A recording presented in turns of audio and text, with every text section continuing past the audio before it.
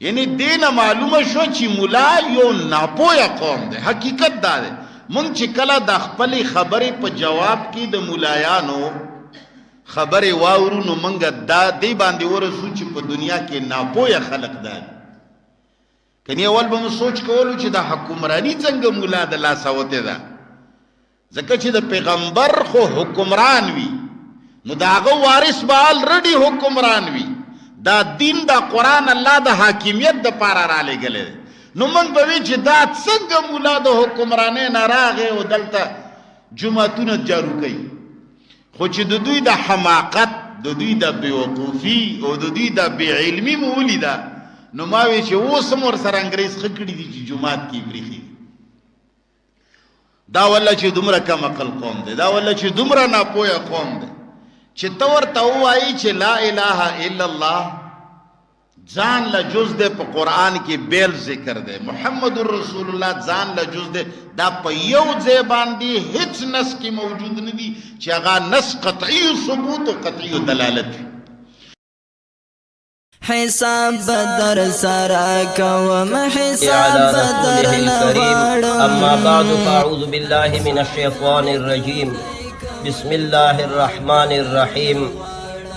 عزتمندو مسلمانانو، قرآن عظیم الشان کے زمنگ استاذ د کائنات و رب جل جلالہ زی په زی د علماء و مدح و صفت بیان کرے. یو زی کہ اللہ فرمائی انما یخشى اللہ من عباده العلماء. د علم بلاغت او د علم عربیت علماء لکلی چې دا انما د حصر د پاره دی، یعنی دا الله په مخلوق کې چې الله نه یریږي بس علماء ته نه یریږي. بل ځای کې الله رب العزت د خپل وحدانیت او د یووالي په گواهۍ کې علماء اچولي. الله فرمای شهد الله انه لا اله الا هو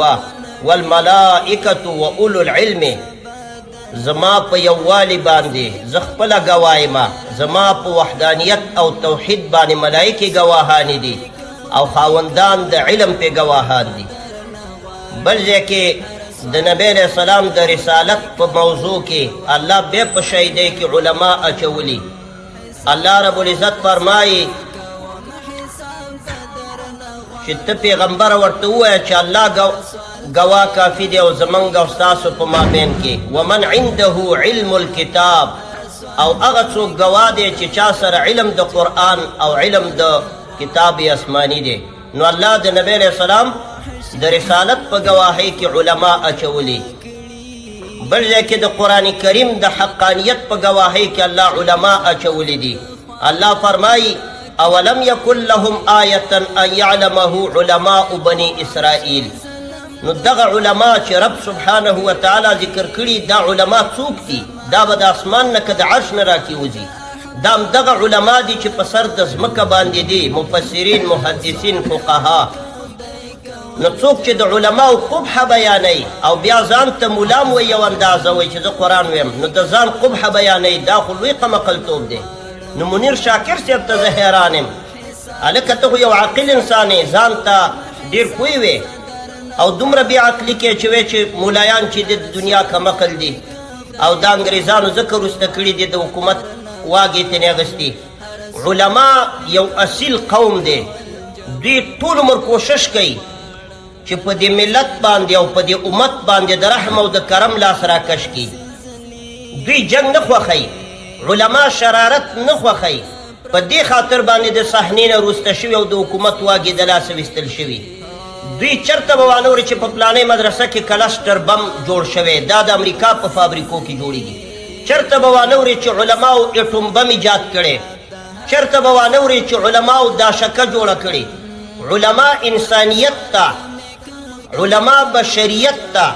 د ټولې نړۍ او د دنیا انسانانو ته شرافت ښیي، حیا ښیي، دین ښیي، ایمان ورته ښیي. ځکه د صحنې نه وروسته شوي. که چیرې یو ځل علماو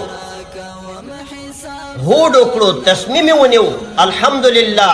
دا تاریخ نړۍ ته ښکاره کړی. د افغانستان علما راوچت شو، 450 زبر ځواکونه یا سپر پاور طاقتونه یا طاغوتي طاقتونه دا ټول زیرو زبر کړه. علماو د مدرسو ملایانو چې په رأس کې امریکا واقع وه د جانب مقابل برطانیا جمع فرانس جمع بل او جمع بل دی علماو داسې ختم کړلو چې دنیا ورته حیرانه شو علماو سره الحمدلله د قیادت د زعامت د مشرۍ ټول صلاحیتونه و استعدادات شته خو علما نه غواړي چې خونریزي وشي چې سمه ژبه خوځوه صحیح طریقه سره خپل دعوت چلوه او خلق په شبهاتو کې ما چوه لا اله الا الله محمد رسول الله کلمه یو ځای کې نه ده راغلې قرآن کریم کې چې چرته د الله نوم راغلی د محمد علیه السلام نوم ورسره راغلی قل ان کنتم تحبون الله فاتبعوني قل اطیعوا الله والرسول الا ان اغناهم الله ورسوله ګوره الله دوی غنین که او رسول علیه السلام غنین که وما نقموا منهم الا ان اغناهم الله ورسوله زی په زی د الله او د رسول نوم یو ځای کې یا ایها الذین آمنوا استجیبوا لله والرسول اذا دعاکم ته وښیه چې یو ځای کې د الله نوم نه د رسول علیه السلام نوم بیل راغلی هر ځای کې د الله سره د نبی کریم صلی الله علیه وسلم نوم بیل راغلی دا تا چې د چا کتابونه لیدلي او هغې نه ته استنباط کې او نقل کې هغوی دام لیکلي دې ته متوجه شئ مسلمانانو چې اول به خلکو ته په کلمه کې شبهات واچوئ بیا به ورته قرآن کریم کې شبهات واچوئ داسې به وویې چې قرآن کریم د توحید کتاب نه دی شرک ته دعوت ورکوي څنګه دا کتابونه ما هم لیدلي هغه داسې او په دې تمه اوسئ دا صاحب به دا اعلان کوي انشاءالله چې دا څنګه کتاب دی یو خوا الله ته رحیم وی وکانه بالمؤمنین رحیما الله په مؤمنانو رحیم دی بل خوا محمد علیه السلام ته رحیم وی بالمؤمنین رؤوف الرحیم نو چې الله هم بالمؤمنین رحیم شو محمد علیه السلام هم بالمؤمنین رحیم شو دا خو شرک شو سبا به دا اعلان هم وکړي په دې خاطر باندې دا شکوک او شبهات دي په صحیح حقیقت د دین باندې چې څوک نه پوه شوی او په روح د دین باندې نه پوه شوی نو هغه په دغسې دجل او فریب کې راګیرېږي نو د الله په خاطر سم د مسلمانانو کتابونه وګوره لکه باړه کې به چې د کراچۍ د علماو د دیوبند علماو په کتابونه حوالې ورکولې اخري خبره کوم تا اعلان کړی چې عیدګانه بغیر بل ځای کې مونځ نه کېږي ولې نه کېږي ځکه نه کېږي چې رسول علیه السلام بل ځای کې نه دی کړی په جومات کې کله نه دی کړی په عیدګاه کې هلته دې داسې ویل اوس داسې ویل چې مونږ خو د رسول علیه السلام بندګان نه یو چې هغې یو کار نه یې کړی مونږ خو د الله بندګان یو نو ستا کلامینو کې تناقض شو اوس خپله ځان سره طول وکړه خپله ځان سره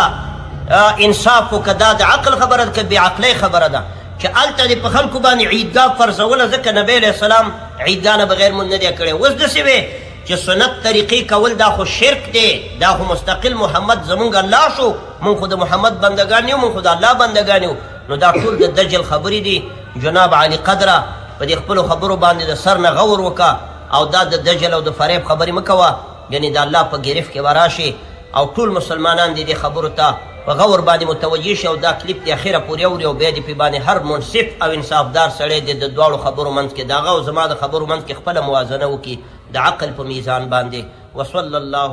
علی النبي الکریم وبالمؤمنین رؤوف الرحیم